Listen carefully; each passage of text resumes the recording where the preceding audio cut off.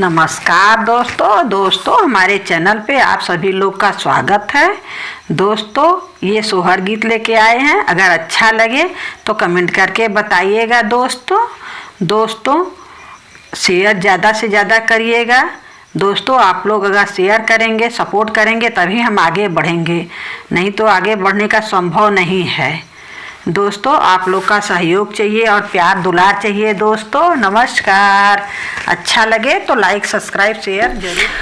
के न मोरे तुलसी लगावेली के न तुलसी सींच अली के न तुलसी सींचई हो सखिया के न मोर तुलसी न जीरावाली तपतिया जुराई गई लिपतिया जुराई गई लिया के न मोर तुलसी न जीरावाली तपति या जुराई गई लिपति या जुराई गई ले हो के न मोरे तुलसी लगावेली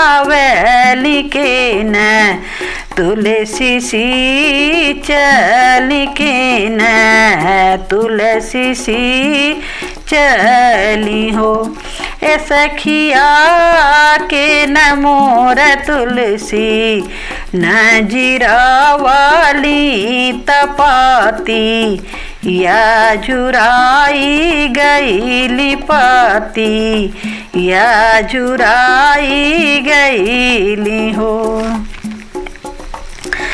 ससु मोरे तुलसी लगावाली ननद तुलसी सींचली ननद तुलसी सींचई हो ए सखिया गोतिन मोर तुलसी न जीरावाली तपति या जुराई गई लिपति या जुराई गई हो ससु मोर तुलसी लगावाली ननद तुलसी सींचे ननद तुलसी सींचे सखिया गोतिन मोरी तुलसी न जीरावाली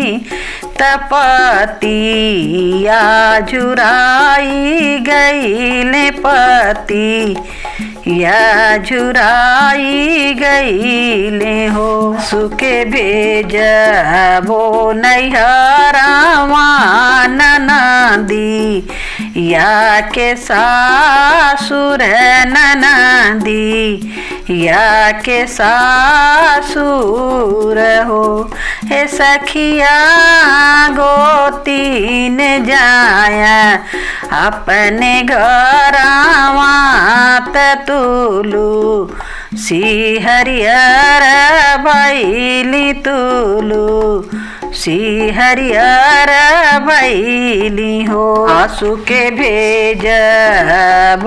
नैहरावा ननदी या के सासुर ननदी या के सासुर हो ए सखिया गोतीन जई हैं अपने घरावा तपति या हरियर रही हैं पति या हरियर रही हैं हो कि न मोरे तुलसी लगावली के न तुलसी सींचली के न तुलसी सी चली हो।